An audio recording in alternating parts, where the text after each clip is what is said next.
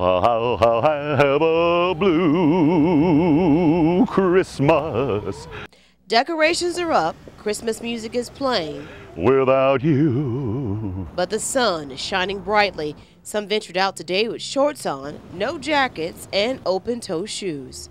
Well, it feels like spring to me. I mean, in 3 months it'll be springtime.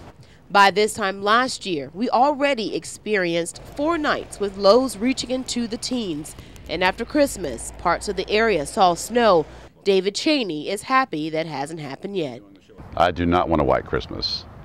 People want to throw a little confetti, that's fine, as long as they clean it up, but the winter weather, they can have it.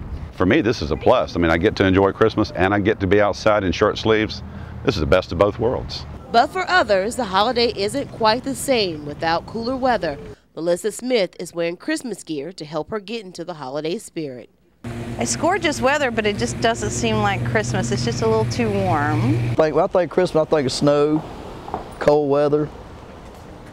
We don't have that here. I guess that's why I live here, though.